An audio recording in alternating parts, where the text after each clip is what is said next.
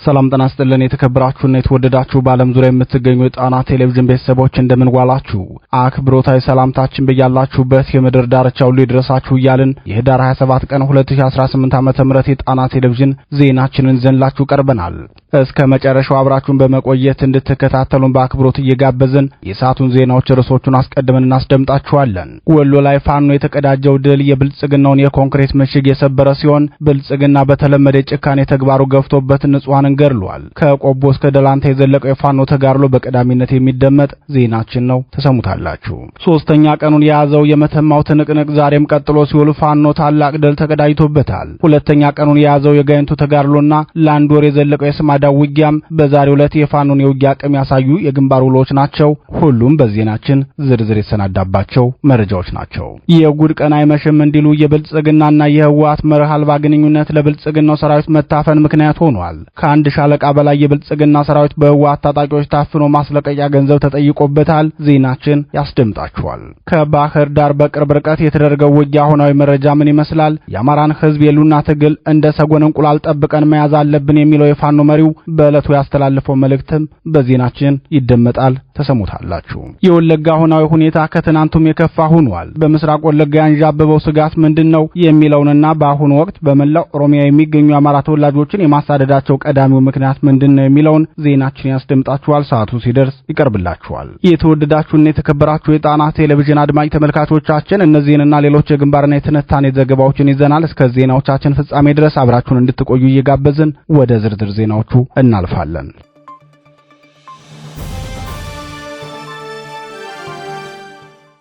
የጎንደሩ ተጋድሎ በታላቅ ድል ታጅቦ ቀጥሏል። በጎንደር ጠቅላይ ግዛት የሚካሄደው ተጋድሎ ከፍተኛ ትንቅንቅ እየተካሄደበት የቀጠለ ሲሆን በመተማ የአፋባ ሰራዊት ድል ሲቀዳጅ፣ ጋይንት ላይ ደግሞ አፋር ታላቅ ድል መቀዳጀቱን ገልጿል። በመተማ ቀጠና ለተከታታይ አራተኛ ቀኑን በያዘው ተጋድሎ የአማራ ፋኖ ብሔራዊ ኃይል ደጃዝማች በላይ ዘለቀ ዕዝ ተደራራቢ ድል እያስመዘገበ መሆኑን አስታውቋል። በዙ የአራተኛ ደጃዝማች ኮር በስሩ የሚገኙ ክፍለ ጦሮችን አስተባብሮ ተጋድሎ እያደረገበት በሚገኘው የመተማ ውጊያ በርካታ ቁጥር ያለው የብልጽግናው ሰራዊት እርምጃ ሲወሰድበት ቀሪው ጉዳት ደርሶበት የህዝብ ጤና ተቋማትን ማጨናነቁ ታውቋል። ኮሩ ከቋራ እስከ መተማ በዘለቀ ኦፕሬሽን አለፋ ላይና በመተማ ሸመለጋሪያ ላይ ከፍተኛ ወታደራዊ ድል መቀዳጀቱን በተከታታይ ዜና ሰዓታችን መዘግባችን ይታወሳል። በድል ታጅቦ በቀጠለው የመተማው ተጋድሎ አሻሚት ቀበሌ ላይ ፋኖ ተጨማሪ ድል የተቀዳጀበትን ጠንካራ ውጊያ አድርጓል። የተገኘውን ድል አስመልክቶ አስተያየቱን የሰጠው የኮሩ ቃል አቀባይ ክፍል በቀጠናው ፋኖን ለማፈንና የሱዳንን ኮሪደር በብቸኝነት ተቆጣጥሮ ለመያዝ እንቅስቃሴ ያደርግ የነበረ የብልጽግናው ሰሜን ምዕራብ ዕዝ ሰራዊት ላይ በተጣለ የተጠና ደፈጣ ጥቃት አሻሚት ቀበሌ ቧንቧ ውሃ ከሚባል ስፍራ በርካታ የጠላት ኃይል እርምጃ ተወስዶበታል ብሏል። የኮሩ ህዝብ ግንኙነት አክሎም ከሰሞኑ በተከታታይ እየተደረገ ባለው ውጊያ የብልጽግናውን ሰራዊት አይቀጡ ቅጣት እየቀጣን እንገኛለን ሲል ተከታታይ የተጋድሎ ውሎቹንና የድል ጉዟቸውን ተናግሯል። በአራተኛ ደጃዝማች ኮር ስር ከሚገኙ ክፍለ ጦሮች የተውጣጣ ኃይልና የኮሩ ልዩ ጥበቃ ሰራዊት በውጊያው ተሳትፈዋል ሲል የገለጸው የህዝብ ግንኙነት መምሪያው በዚህ ውጊያ የብልጽግናው ሰራዊት ከመቼውም ጊዜ በላይ ጉዳት ደርሶበታል ብሏል። በአሻሚት ግንባር በተደረገው ውጊያ የብልጽግናው ሰራዊት ከፍተኛ የሞርተር ድብደባ እንደፈጸመና በሰብል ላይም ጉዳት ማድረሱን የገለጹት ደግሞ የአካባቢው ነዋሪዎች ናቸው። የአካባቢው ነዋሪዎች ለጣና ቴሌቪዥን እንደገለጹት የመንግስት ሰራዊት ወትሮውንም ከከተማ ወደ ገጠር ሲንቀሳቀስ የአርሶ አደርን ትጥቅ ለማስፈታትና ሀብት ንብረት ለመዝረፍ ነበር በማለት ገልጸው ዛሬ ደግሞ በጦርነት መሃል ባደረገው የዘፈቀደ የከባድ መሳሪያ ተኩስ የተሰበሰበ የአርሶ አደር ሰብል አቃጥሏል ብለዋል። በብልጽግናው ሰራዊት የዘፈቀደ ከባድ መሳሪያ ድብደባ የደረሰውን ጉዳት አስመልክቶ እማኞች ሲናገሩ ጨለማ ስለነበር የጉዳት መጠኑን በትክክል መግለጽ አንችልም፣ ነገር ግን የመኸር ወቅት በመሆኑ ብዙ አርሶ አደሮች በአንድ ስፍራ ሰብላቸውን ስለሚያከማቹ የደረሰው ጉዳትም ከፍተኛ ሊሆን እንደሚችል ግልጽ ነው ሲሉ ተናግረዋል።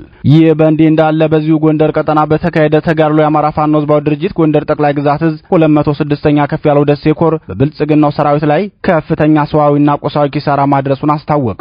የኮር ዋና ቃል አቀባይ አርበኛ ጋሻው ግዛት ለጣና ቴሌቪዥን እንደገለጸው ትናንት ማለዳ የጀመረው ትንቅንቅ አንበሳው ጋይንት ክፍለ ጦርና ተራራው ራስ ጉና ክፍለ ጦር ሁሉም ሻለቃዎች የተሳተፉበት እንደነበር ገልጾ ውጊያው ከወትሮ የተለየ መናበብ የታየበት ነበር ብሏል። በውጊያውም ከ15 በላይ የብልጽግናው ሰራዊት ላይ እርምጃ ሲወሰድ ከ35 በላይ ደግሞ ቁስለኛ የተደረገበት ብልጽግናው ጨለማን ተገን አድርጎ ከሳሌና ከጎብጎብ ለማጥቃት ቢሞክርም ተመቶ ተመልሷል ሲል ለጣና ቴሌቪዥን ገልጿል። ቃል አቀባዩ በተመሳሳይ የኮሩ አካል የሆነውና በአርበኛ አበበ መልክ የሚመራው ጄኔራል ኃይሌ ዘውባንተ ክፍለ ጦርም በስማዳ አውራጃ የኳሳ ቀጠና ከገባው የብልጽግናው ጥምር ጦር ጋር ሙሉ ቀን የሸፈነው ውጊያ አድርጎ በብልጽግናው ሰራዊት ላይ ኪሳራ ማድረሱን ገልጿል። የጋይንትና የስማዳውን ተጋድሎ አስመልክቶ አርበኛ ጋሻው ግዛት ለጣና ቴሌቪዥን የሰጠው ማብራሪያ ተከታትለን እንመለስ። አመሰግናለሁ አሚ። በዛሬው ዕለት በቀን 26 3ኛ ወር 2018 ዓ.ም አፋር ጎንደር ጠቅላይ ግዛት 206ኛ ከፍ ያለው ደሴ ኮር ከጠላት ጋር ከፍተኛ ትንቅንቅ ሲያደርግ ውሏል ማለት ነው። ዛሬ ታጥሮበር እና ጎሃ የተባሉ የአውደ ውጊያ ቦታዎች ላይ በከፍተኛ ሁኔታ ትንቅንቅ ሲያደርግ ውሏል ማለት ነው። ጠላት እንደተለመደው በትኛቸዋለሁ ተለቃቀም ያቀረኝ ብሎ የሚዲያ ጋጋታ መስራት የማይሰለቸው ይህ ጨፍጫፊና የማህበረሰብ ጠንቅ የሆነ ስርዓት ዛሬም በተመሳሳይ ከፍተኛ የሆነ ትንቅንቅ ሲያደርግ ውሏል ማለት ነው። ይህ ውጊያ በኮሩ አመራሮች ወይም ደግሞ በኮሩ አዛዥ በአርበኛ አዲሱ ደባልቄ፣ በምክትል ወታደራዊ አዛዡ ሻለቃ ምስረታው ተፈራ ጨምሮ ሌሎች ሁሉም በሚባል ደረጃ ሁሉም የኮሩ አመራሮች ያቀናጁት ውጊያ በተለይ የአንበሳው ጋይንት ክፍለ ጦር ሁሉም ሻለቃዎች፣ የተራራው ራስኮና ክፍለ ጦር ሁሉም ሻለቃዎች በሚባል ደረጃ እንዲሁም ተወርዋሪ የኮሩ አካል ባለበት እጅግ የተንሰላሰለ የተናበበና ሁሉንም የትጥቅ መናበቦች ያጣመረ ውጊያ ተካሂዷል ማለት ነው። በዚህ ውጊያ ጠላት ከፍተኛ የሆነ ኪሳራ ደርሶበታል። ከ15 በላይ ሞት ከ35 በላይ ቁስለኛ እንዳስተናገደ መረጃዎቹን ለማግኘት ይችለናል ማለት ነው። ይህ ውጊያ ናሜ እንዳየነው ምንኛ መናበብ የታከለበት የጦር መሳሪያዎችን ቅንጅት ያጣመረ የአመራር ብቃትን ያየንበት የሰዓታት ረዘም ያለ ሰዓታት የወሰደ ውጊያ ነው የተካሄደው ማለት ነው። እንግዲህ አገዛዙ በየቀኑ በየሰዓቱ የሚሰራቸው ድራማዎች አሉ።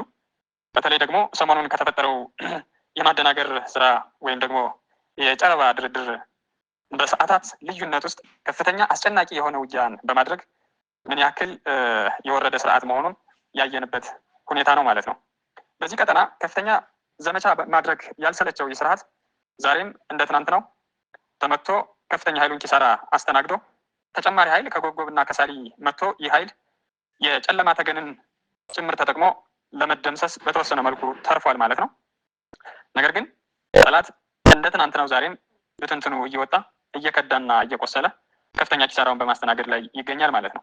ይህ በእንዲህ እንዳለ በዛሬው ዕለት ከወገዳ ከተማ ወይም ደግሞ ከስማዳ ቀጠና ተነስቶ ወደ ታች የኳሳ በረሃ ላይ በአፋር ጎንደር ጠቅላይ ግዛት 206ኛ ኮር 206ኛ ከፍ ያለው ደሴ ኮር ጀነራል ኃይሌ ዘውባንተ ክፍለ ጦር ላይ በተመሳሳይ ዘመቻዎችን ከፍቷል ማለት ነው። በዛ ቀጠና ከዚህ በፊት እንደዘገብነው ለተከታታይ 25 ቀናት ግዳጆችን ሲሰራ ሰንብቶ አንድም ነገር ሳይሳካለት ወደ ቦታው ተመልሶ ነበር። አሁንም ዛሬ በተመሳሳይ ግዳጆችን ለመፈጸም ሞክሯል። ነገር ግን ዛሬም የጀግኖቹን ክንድ ለመቅመስ ተገዷል ማለት ነው። አሚ በጥቅሉ እንደ አፋር ጎንደር ጠቅላይ ግዛት 206ኛ ከፍ ያለው ደሴ ኮር ዛሬም እንደ ትናንቱ በዝግጅት ላይ ነው ያለው። የጠላትን እንቅስቃሴ በመገንዘብ የወታደሩን አቅም በማጠናከር በመገምገምና በማስተካከል ለቀጣይ ግዳጆች ዝግጁ በማድረግ ላይ ይገኛል ማለት ነው። በጥቅሉ ይህ ነው ያለኝ መረጃ። ናሜ አመሰግናለሁ።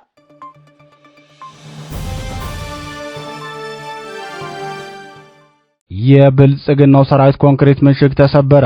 የአማራ ፋኖ ከብልጽግናው ሰራዊት ጋር የሚያደርገው ተጋድሎ በድል ታጅቦ ቀጥሏል። በአማራ ሕዝብ ላይ የዘር ማጥፋት ጦርነት ያወጀውን የብልጽግናውን መንግስት ተልዕኮ ለማስፈጸም ወደ አማራ ክልል የገባው የብልጽግናው ሰራዊት በአማራ ፋኖ የሚደርስበት ተከታታይ ምት ከፍተኛ ኪሳራ እያደረሰበት ነው። የብልጽግናው መንግስት በአማራ ሕዝብ ላይ ለዘረፈጂ ጦርነት ከላከው የብልጽግናው ሰራዊት ጋር የሚያደርገውን ውጊያ በድል አድራጊነት የቀጠለው የአማራ ፋኖ ዛሬ ሌሊቱን በቆቦ ዙሪያ ባደረገው ተጋድሎ የብልጽግና ሰራዊት የሚተማመንበት የኮንክሪት ምሽግ መሰበሩ ታውቋል። የኮንክሪት ምሽግ የተሰበረበትን ውጊያ አስመልክቶ መረጃው ለጣና ቴሌቪዥን ያደረሰው የአማራ ፋኖ ብሔራዊ ኃይል አጼ ምኒልክ ዕዝ ቃል አቀባይ ክፍል በቆቦ ከተማ ዙሪያ በተደረገው ውጊያ የጠላት ኮንክሪት ምሽግ ተሰብሮ በርካታ የጠላት ኃይልም እርምጃ ተወስዶበታል ብሏል። በውጊያው የፋኖ ሰራዊት ጨለማው ሳይበግራቸው ከምሽግ ምሽግ እየተወረወሩ በጠላት ላይ ከባድ ጥቃት ማድረሳቸውም ታውቋል። ከራያ ቆቦ ከተማ በቅርብ ርቀት ካራይላና አጦ አጋሪያ በተባሉ ቦታዎች ላይ የተደረገው ተጋድሎ እስከ ምሽቱ ድረስ መዝለቁን የገለጹት የዓይን እማኞች በበኩላቸው በውጊያ የተሰዉ የብልጽግናው ሰራዊት አባላት ቁጥር ከፍተኛ መሆናቸውን ተናግረዋል። በዚሁ ቀጠና የተደረገው ውጊያ ቀጥሎም በተመሳሳይ ከሪፐብሊካን ኮማንዶ ክፍለ ጦሮች ጋር በተደረገው ውጊያ የአማራ ፋኖ ብሔራዊ ኃይል አጼ ምኒልክ ዕዝ ከ50 በላይ የሚሆኑ የብልጽግና ሰራዊትን እርምጃ መውሰድ ችሏል። የብልጽግናው ሪፐብሊካን ጋርድ አባላቱ የፋኖን ክንድ መቋቋም አቅቷቸው ሙትና ቁስለኛቸውን ማንሳት እስኪከብዳቸው ድረስ ከባድ ሰዋዊና ቁሳዊ ኪሳራ ማስተናገዳቸውን የዙ ቃል አቀባይ ክፍል ያደረሰን መረጃ አስታውቋል። በአማራ ሕዝብ ላይ የተደቀነውን የህልውና አደጋ ለመቀልበስ እየታገለ ያለው የአማራ ፋኖ በወታደራዊ ሜዳው የሚያስመዘግባቸው ድሎች ተጠናክረው ቀጥለዋል። የፋኖን ተከታታይ ድሎች ከሚያረጋግጡት የአውደ ግንባር ተጋድሎች መካከል በዚህ ወሎ ቤተ አማራ ጠቅላይ ግዛት የተደረጉ ውጊያዎች ይጠቀሳሉ። የአማራ ፋኖ ብሔራዊ ኃይል አጼ ምኒልክ ዕዝ ሁለት ኮሮች ባደረጉት የጋራ ተጋድሎ በትናንትናው ዕለት በዳውንት ወረዳና በደላንታ ወረዳ መካከል ልዩ ስሙ ሾጋ በሚባል ቦታ ላይ ለሁለት ቀን በቆየው ውጊያ ታላቅ ድል ተቀዳጅተዋል። የአጼ ምኒልክ ዕዝ ከሁለቱ ኮሮች ማለትም ከምስራቅ አማራ ኮር 2ና ከደጋው መብረቅ ኮር በተውጣጡ ሻለቃዎች ከብልጽግናው ሰራዊት ጋር ባደረገው ውጊያ ሁሉን አቀፍ ኪሳራን አድርሷል። በዚህ ውጊያ ከፍተኛ ቁጥር ያለው የብልጽግናው ሰራዊት ሙትና ቁስለኛ ሆኖ ከሾጋ ወደ ደላንታ ተጉዟል። ደላንታ በሚገኘው የብልጽግናው ሰራዊት ካምፕ ውስጥ 93 ቁስለኞች ሲገኙ ሌሎች ሙት ሆነዋል። ከ93ቱ መካከል 41ዱ ቦርድ የወጡና በደላንታ ሆስፒታል ውስጥ ለከፍተኛ ሕክምና ከካምፕ ተነስተው የገቡ ናቸው ሲል የገለጸው የአጼ ምኒልክ ዕዝ ቃል አቀባይ ክፍል ለሁለት ቀን በፈጀው ውጊያ የብልጽግናው ሰራዊት ሞርተርና ዙ 23ን ጨምሮ በርካታ ከባድ መሳሪያን ተጠቅሞ ድብደባ አድርጓል። በዚህ ጥቃትም በዳውንት ወረዳ ንጹሃን ከባድ ጉዳት ደርሶባቸዋል። አንዲት መነኩሴና ሁለት አርሶ አደሮችን ሕይወት ነጥቋል። በርካቶች ደግሞ ቁስለኛ ሆነዋል ሲል ቃል አቀባይ ክፍሉ ባደረሰን መረጃ አስታውቋል። ከ10 በላይ መኖሪያ ቤቶች በዳውንት ወረዳ ሙሳፋፋ በሚባል አካባቢ በሞርተር ማቃጠሉን የገለጸው የዙ ቃል አቀባይ ክፍል የአርሶ አደሮች የቀንድ ከብቶችን በጥቃቱ መገደላቸውን ጨምሮ ገልጿል። የዙ ቃል አቀባይ ክፍል አክሎም የዓለምን የጦርነት ሕግ በጣሰ መልኩ ሰንደቅ ዓላማ ካወረደ በኋላ ከባድ መሳሪያ በማስወንጨፍ እስከ ግማሽ ሌሊት ድረስ ንጹሃኖች ላይ የጅምላ ግድያን ፈጽሟል ሲል በአካባቢው የደረሰውን ጉዳት ተናግሯል።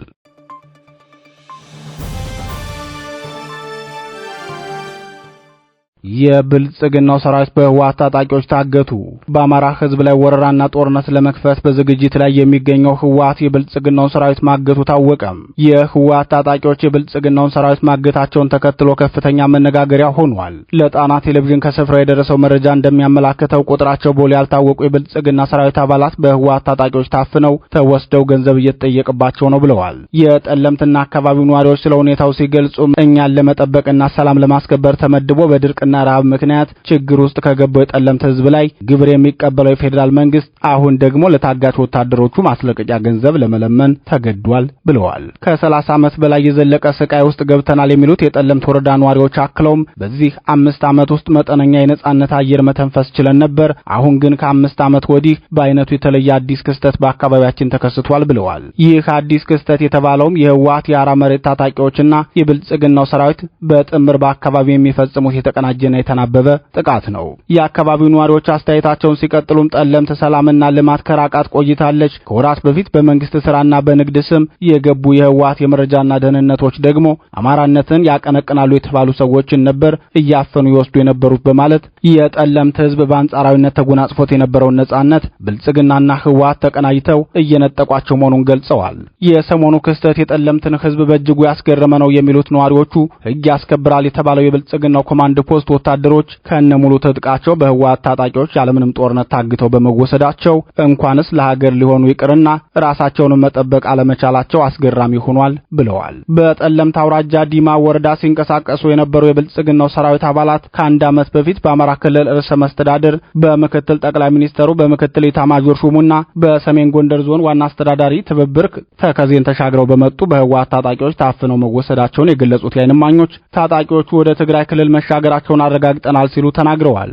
የታፈኑትን የብልጽግና ወታደሮች የሚለቋቸውም ማስለቀቂያ ገንዘብ ሲከፈላቸው ብቻ መሆኑን አሳውቀዋቸዋል። እንደ መረጃ ምንጮቻችን ገለጻ የተወሰኑት የህወሓት ታጣቂዎች ይህንን ድርጊት ፈጽመው ወደ ትግራይ ክልል ይሻገሩ እንጂ በርካታ የህወሓት ታጣቂዎችና የሐራ መሬት የሚባለው የስምረት ፓርቲ ታጣቂ ቡድን በጠለምት የተለያዩ አካባቢዎች በነጻነት ሲንቀሳቀሱና ንጹሃንን ሲያንገላቱ በብልጽግናው ኮማንድ ፖስት መሪዎች ምንም አይነት ምላሽ እየተሰጠ እንዳልሆነ ተናግረዋል።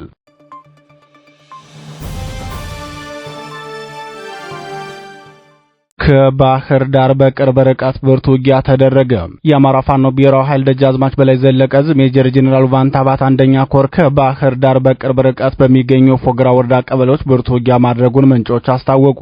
በቅርቡ ግዙፍ ሰራዊት ያስመረቀው ኮሩ ዛሬ ደግሞ ከጠዋቱ ጀምሮ በፎግራ ወረዳ አጉኮና ጉማራ በተባሉ ቀበሌዎች ከፍተኛ ውጊያ ማድረጉ ታውቋል። ከአማራ ክልል ዋና ከተማ ባህር ዳር 36 ኪሎ ሜትር ርቀት ላይ የተካሄደው ውጊያ ለፋኖ ከፍተኛ ድል እንዲቀዳጅ አድርገው ሲሆን በብልጽግናው ሰራዊት በኩል ደግሞ ሰዋዊና ቁሳዊ ኪሳራ ያደረሰ ሆኗል። ዛሬ ውጊያ በተካሄደበት ቀጠና ከቀናት በፊት ጀምሮ ለረጅም ጊዜያት ከፍተኛ ወንጀሎች የሚፈጸሙበት መሆኑ ይታወቃል። በርካታ ንጹሃን የታገቱበትና ንብረታቸውም የተዘረፈበት ሲሆን ሕፃን ልጅ ታግቶ ወላጆቹ ማስለቀቂያ ገንዘብ መክፈል ባለመቻላቸው ሕፃኑ የተገደለበት ቀጠና መሆኑ አይዘነጋም። ይህ በእንዲህ እንዳለ የአማራ ፋኖ ብሔራዊ ኃይል ደጃዝማች በላይ ዘለቀ ዕዝ ሜጀር ጄኔራል ቫንታባት አንደኛ ኮር ለወራት ያሰለጠናቸውን አዳዲስ የፋኖ ታጋዮች አስመርቋል። ይህም በ6 ወር ውስጥ ለሁለተኛ ጊዜ ያስመረቀበት ሆኗል። በአዳዲስ የፋኖ ታጋዮች ምረቃ ላይ ሐሳቡን ያቀረበው የኮር ዋና አዛዥ ፋኖ አመኑ አለማንተ በጠላቶቹ ለዓመታት መከራ የበዛበትን የአማራን ሕዝብ መከራ ለማስቀረት አደራው የተጣለው በእኛ ላይ ሆኗል። በመሆኑም ይህን የሕዝብ ትግል እንደ ሰጎን እንቁላል ተንከባክበን መጠበቅ ይኖርብናል። የአማራ ሕዝብ ብቸኛ የመዳን ተስፋው ይህ ትግል ነው ብለዋል። አርበኛ አመኑ አክሎም የአማራ ጠላቶች ከዚህ በኋላ እንደለመዱት የአማራን ሕዝብ መግደልም ሆነ ማጥቃት አይችሉም። ምክንያቱም እኛ ልጆቹ ነቅተን ተደራጅተናል። በፋኖ ክንድ የአማራ ሕዝብ ክብርና ህልውና ይጠበቃል። ለዚህ ከፍተኛ ህዝባዊ አደራ ደግሞ ራሳችሁን አዘጋጁ ሲል መመሪያ ሰጥቷል። አርበኛ አመኑ ያስተላለፈው ሙሉ መልእክት ተከታትለን እንመለስ። እንግዲህ አማራ ለብዙ ዓመታት ለባርነት የወደቀ ግፍ የበዛበት በጭቆና በበደል ታጅቦ ቆይቶ አሁን ግን በከንደ ነበልባሉ ፋኖ እንዲህ እየተደራጀ እንዲህ ያማረበት እንዲህ እየተዋበ ነፃነቱን ለማብሰር እነሆ ትግል ከጀመረ 20 ምናምን ወራትን አስቆጥሯል። በዚህ የትግል ሂደት ውስጥ ብዙ ውጤት ያመጣንና እንዲህ የተደራጀ ኃይል እያሰለጠን ከባዶ እጅ ወደ ትጥቅ ከትጥቅም ደግሞ አልፎ ግባችን ላይ ለመድረስ ትልቅ ጉዞ እያደረግን ነውና አሁንም ደግሞ እናንተ ሰልጣኞች በስልጠና ሂደት ውስጥ ብዙ የተማራችሁት ብዙ የሰለጠናችሁት ነገር አለ። ዛሬ እዚህ ላይ ቆመው ለእናንተ መንገድ ለቀባሪ ማርዳት ነው የሚሆን። በስልጠና ሂደት ውስጥ የወሰዳችሁትን ፖለቲካዊ ግንዛቤ ነው ትልቁ ሀገራዊ ግዳጅ እንድታውሉትና የሰለጠናችሁትን ስልጠና በቂ በሆነ መንገድ ስራ እንድትሰሩ ማለት ፈልጋለሁ። ስለዚህ እናንተ ሰልጣኞች ትልቅ የሆነ ለውጥ ያየንባችሁ እንዲሁም ደግሞ የአማራ ነፃነት ታበስራላችሁ ተብላችሁ የምትገመቱ በስልጠና ሂደታችሁም ደግሞ ትልቅ ለውጥ እየታየባችሁ ናችሁና አሁንም ይህን ግፍ የወለደው ህዝብ በተለያዩ ቦታዎች እየተገደለ እየተጨቆነ እየተፈናቀለ እየተሰደደ እየተገደለ በጅምላ እየተጨፈጨፈ ያለ ሰፊ ህዝብ አለንና ለዚህ ህዝብ ዘብ ቁማችሁ እስከ ቀራንዮ ተጉዛችሁ ውድ ህይወታችሁን ሳትሰስቱ ገብራችሁ አሁንም አላማችን ግቡን እንዲመታ ማድረግና ነፃነታችን በእናንተ ክንድ ማረጋገጥ ይኖርብናል። ከዚህ በፊት በወሰዳችሁት ስልጠና እንደተገነዘባችሁት ሁሉ ነገራችሁን ለዚህ ትግልና ለዚህ ሰፊ ህዝብ ሰጣችሁ ሀገራዊ ግዳጃችሁን እንድትወጡ ማለት ፈልጋለሁ። እንግዲህ በዚህ ሀገራዊ ግዳጅ ከእናንተ የሚጠበቀው ብዙ ነገር ነው። የአማራ ሴት ተነጥቋል። የራሳችን ወግ፣ ባህል፣ ቋንቋ፣ ሃይማኖት ያለን ግን በሃይማኖታችን እንዳንኖር በራሳችን ወግ ባህል እንዳንኖር ተደርገን ሰይጣን በሚኖርባት ሀገር እንዳንኖር ተደርገናልና አሁንም ለመኖር እንዲመደራጀት እንዲመሰልጠን ትልቅ ሰው መሆን መሪ መሆን ሀገር መምራት ማስተዳደር የነገ ጄኔራል መሆን ይሄን ብልሽ የሆነ ፌደራሊዝም አሰራር ፍጹም በሆነ ሁኔታ ገርስሶ መጣልና ባንዲራችን ከፍ አድርጎ ማውለለብ ያስፈልጋል። እናንተም ግን ይሄን እንደምትወጡት አልጠራጠርም። ምክንያቱም በዚህ የስልጠና ሂደት ውስጥ በታላላቅ አመራሮች ብዙ ስራ የተሰራባችሁና በእንቁ አሰልጣኞቻችን ብዙ መከራዎችን ያሳለፋችሁ ስለሆናችሁ አሁንም ይሄን ሀገራዊ ግዳጅ በሚገባ እንድትወጡት ማለት ነው የምፈልገው። እንደዚህ መደራጀት ያስፈልጋል፣ እንደዚህ መሰልጠን ያስፈልጋል፣ እንደዚህ መብቃት ያስፈልጋል። በክንዳችን ነውና ልንድን የወጣነው ክንዳችን ማፈርጠም ክንዳችን ማጎልበት ያስፈልጋል። አንድ መሆን ያስፈልጋል። አሁንም እናንተ በአንደኛ ኮር ውስጥ ሆናችሁ ተመረቁ፣ ተደራጁ፣ ሰልጥኑ እንጂ ትልቁን ገናናውን የአማራን ህዝብ ነፃ አውጥታችሁ ታላቋን ኢትዮጵያ ወደ ነበረው የአባቶቻችን ሀገር መመለስና ክብሯን ዳር ድንበሯን ወሰኗን መጠበቅ ግዴታ ነውና እንደ ወታደር ይሄን ልናደርግ ነው የሰለጠነው። በሚገባ ይሄን ስራ እንድትሰሩ ነው ማለት ፈልገው። አማራ ከአማራ ይልቅ በፊት ሀገራዊ ሂሳቤ ስላለው ሀገራዊ ምልከታ ስላለው የኦሮሞን ህዝብ ያደረገ፣ የትግራይን ህዝብ ያደረገ፣ የአፋሩን፣ የጉሙዙን፣ የቤንሻንጉሉን ህዝብ ያደረገ አጠቃላይ ሁሉ ነገሩን ሰጥቶ ለሱ ሲያገለግል የቆየ ህዝብ ነውና አሁንም ይችን ሀገር ድርዛዋን ለማጥፋት እና አብይ አህመድና ግብረ አበሮቹ ትልቅ ስራ እየሰሩ ነው። ከዚህ ፋሽስታዊ የሆነ ስርዓት ነቅሎ የአባቶቻችን ሀገር ለማድረግ የእናንተ ጥንካሬና ብርታት ስለሚያስፈልግ በዚህ ረገድ ትልቅ ስራ እንድትሰሩ የሚሰጣችሁንም ግዳጅ እንድትወጡ የእውነት ለመናገር ቀደም ብለን እንደተናገርነው ለእናንተ መንገድ ለቀባሪ ማርዳት ነው የወሰዳችሁት ወታደራዊ ኤቲክስ አለ። እሱን በሚገባ መወጣት እንድትችሉና ይችን ድርዛዋ የጠፋች ሀገር ወደ ነበረ ማንነቷ እንድትመልሷት እናንተን በሰፊው እየተመለከተ ያለ ህዝብ አለን።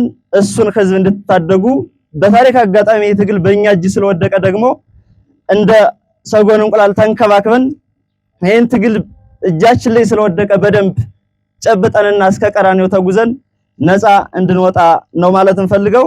በድጋሚ ለዚች የተቀደሰች ቀን ስላደረሳችሁ እንኳን ደስ አላችሁ ማለት ፈልጋለሁ። አመሰግናለሁ።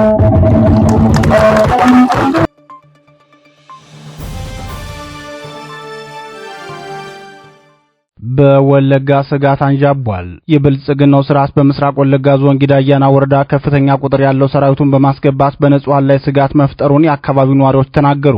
በርካታ የአማራ ተወላጆች በሚበዙባቸው አካባቢዎች የሚገኙ ኦሮሚያ ክልል ከተሞችንና ቀበሌዎችን ከአማራ ተወላጆች ነጻ የማድረግ ዘመቻ ከጀመረ ቆይቷል። በዚህ የኦህዴድ ብልጽግና አማራን የማፈናቀል ዘመቻ በወለጋ አራቱም ዞኖች ከተጀመረ የቆየ ቢሆንም በተለየ መልኩ በምስራቅ ወለጋ ዞን የሚደረገው ማፈናቀል በከፍተኛ ደረጃ ተባብሶ ቀጥሏል። ጽንፈኛው ፋኖ ጥቃት ከፈተብን በሚል ስም የአማራን ተወላጆች ከቀያቸው ማፈናቀልና ማሳደድ በብልጽግና መንግስት በኩል የተያዘ ፕሮጀክት ነው። በተደጋጋሚ እንደተገለጸው በምስራቅ ወለጋ ዞን ጊዳያና ወረዳ የሚደረገው አማራን የማሳቀቅና የማፈናቀል ድርጊት ዛሬም እንደተደገመ ነው የጣና ቴሌቪዥን ምንጮች የተናገሩት። እንደ ምንጮቻችን ገለጻ በዛሬው ዕለት በርካታ የብልጽግና ሰራዊት በከባድ መሳሪያ ታጅቦ ወደ ምስራቅ ወለጋ ዞን ጊዳያና ወረዳ ወደምትገኘው ዋጃ ቀበሌ ገብቷል። ይህ መሆኑ ደግሞ ለነዋሪዎች ከባድ ስጋትን እንደፈጠረባቸው ተናግረዋል። የሰራዊቱ መምጣት ዋና ዓላማው አካባቢውን ለማረጋጋት ሳይሆን ንጹሃንን በፋኖ ስም ለማሳደድ ነው። ሰሞኑን የመኸር ወቅት መሆኑን ተከትሎ የአማራን ሀብት ንብረት የመዝረፍ ብርቱ ዘመቻ ተከፍቷል ሲሉ ነዋሪዎች ስጋታቸውን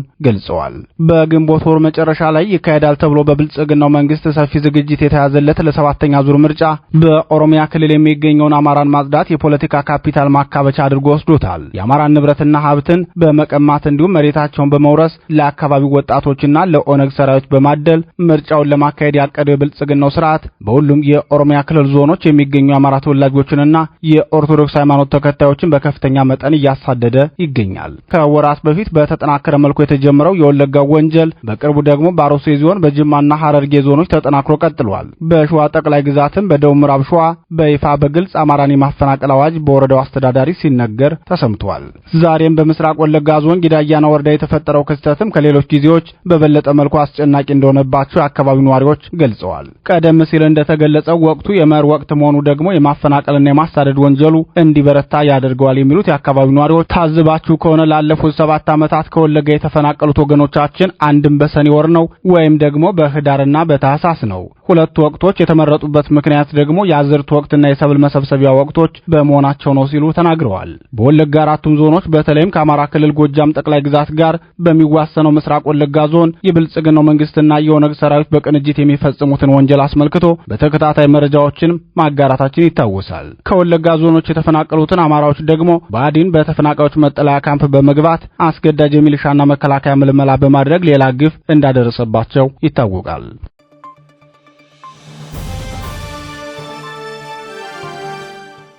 ክቡራትና ክቡራን የጣና ቴሌቪዥን አድማጭ ተመልካቾቻችን የዕለቱ ዜናችን የተከታተላችሁትን ይመስል ነበር። በዚሁ ተሰናበትን። ጤና ይስጥልን።